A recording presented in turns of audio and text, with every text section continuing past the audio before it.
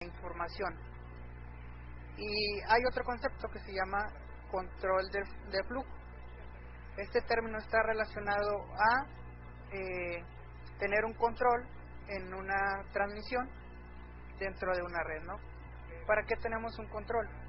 Para evitar que dispositivos sean abrumados por cantidades de información muy grandes. Entonces el control de flujo permite que estos dispositivos pues puedan procesar los paquetes y evitar que se saturen de cierta información, ¿no? Entonces el control de flujo te brinda este control para poder procesar la información en los equipos.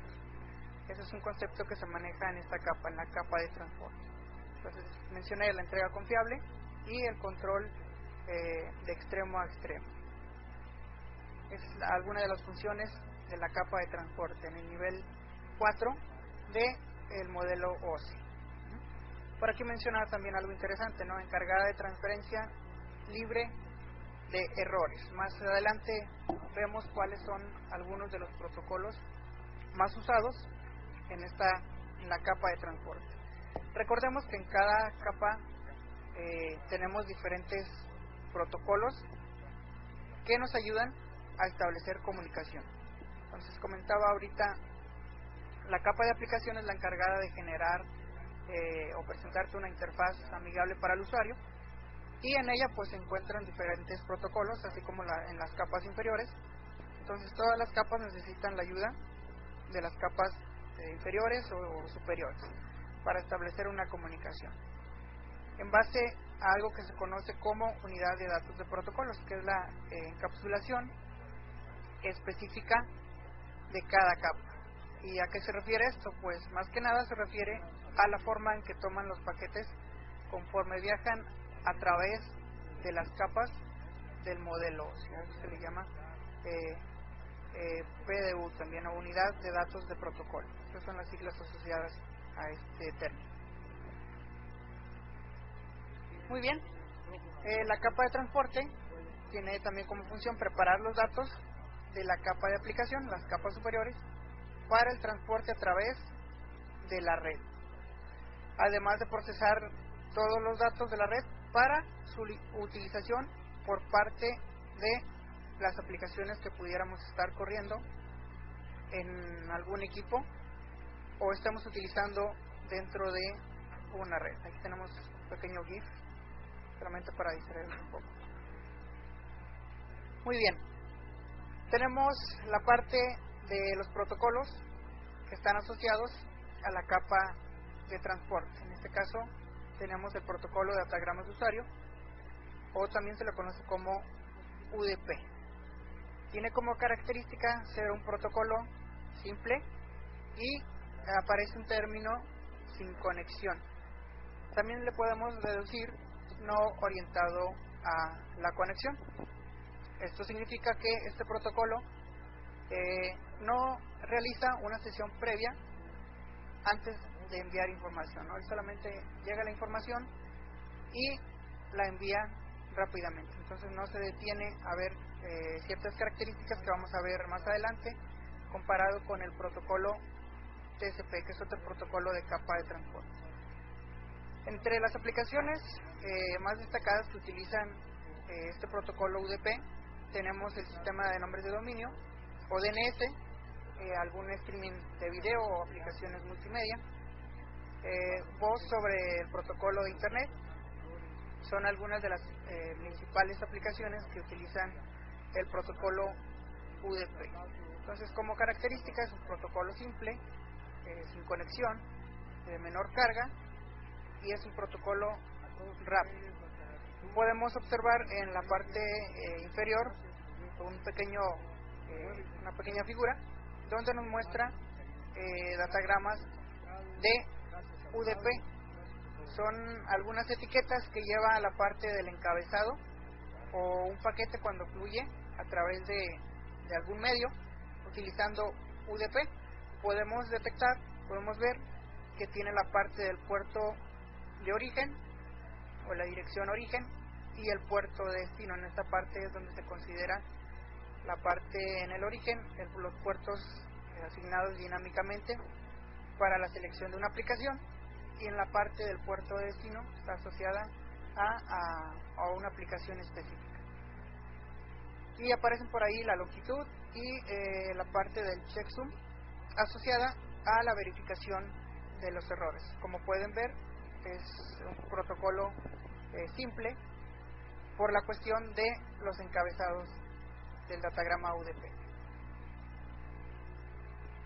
Bien, ahora hacemos la comparativa entre el protocolo TCP, ¿no? Es un protocolo orientado a la conexión, y entre las aplicaciones que lo suelen utilizar están los exploradores web, el correo electrónico y la transferencia de archivos en internet. Podemos observar la diferencia entre ambos encabezados. Obviamente TCP incluye características más interesantes que el protocolo UDP, incluye puerto origen y destino. Esta característica aparece tanto en el encabezado de TCP como en el encabezado de UDP. Aparecen los números de secuencia. Los números de secuencia aparecen en la parte de ordenar los paquetes antes de transmitirlos, ¿no? Para tener un orden, un secuenciamiento en la entrega de los paquetes, ¿no? Entonces, cuando los paquetes llegan en el dispositivo de destino, pues tiene la facilidad de ordenarlos en el mismo orden en el que fueron enviados por el dispositivo de origen. Para esto funciona la parte de los números de secuencia o el secuenciamiento. Aparece también otra característica que es muy interesante, la parte del acuse de recibo, para tener certeza de que los datos llegaron a su destino de forma correcta. Es muy utilizado esta parte por el protocolo TCP, cosa que el protocolo UDP pues no realiza. Podemos observar que aparece la parte del checksum también para la verificación de errores.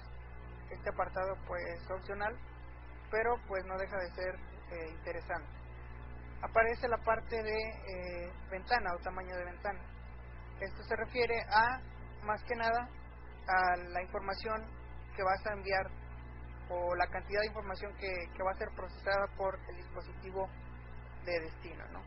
A eso se refiere la parte del tamaño de la ventana. Entonces, por esta característica, estas características que mencioné, el protocolo UDP es un poco más rápido que TCP.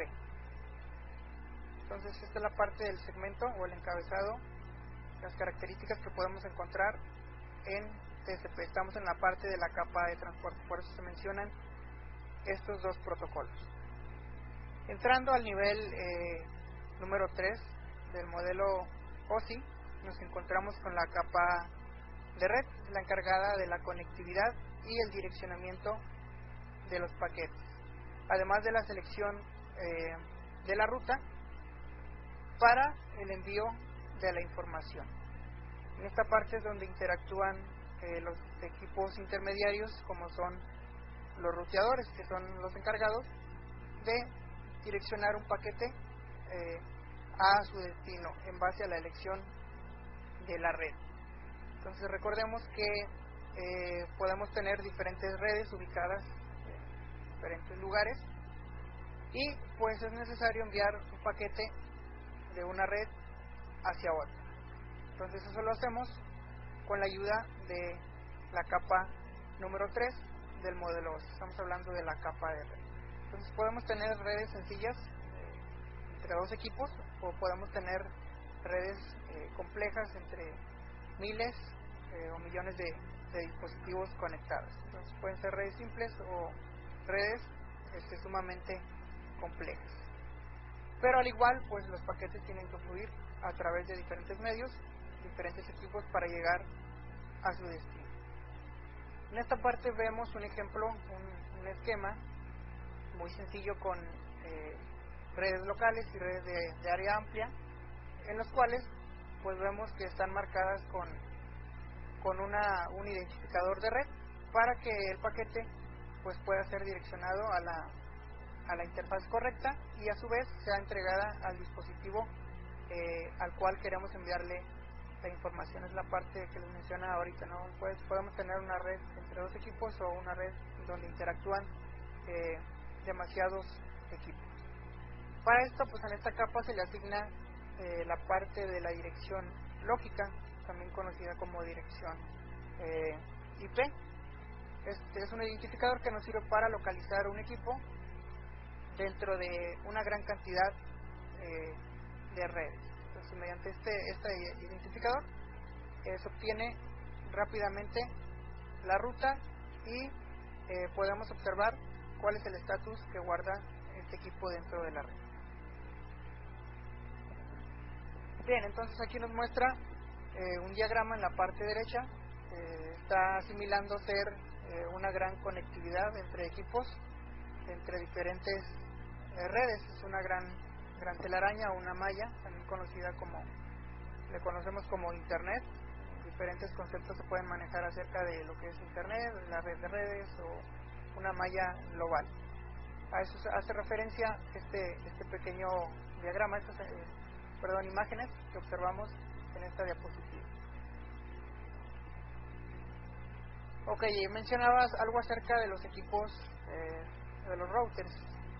Una función de estos es la selección de la red para el envío de los diferentes paquetes al dispositivo adecuado. Entonces a esa selección de la ruta se le llama enrutamiento. Es una de las principales funciones que realiza el equipo de capa 3, conocido como ruteador.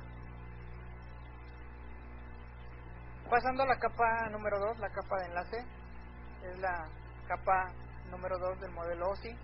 Pues, ¿cuál es una de las funciones de esta capa? Pues es proveer un tránsito confiable de los datos sobre un enlace físico de red. Entonces prepara la información para que pueda ser transportada por diferentes medios.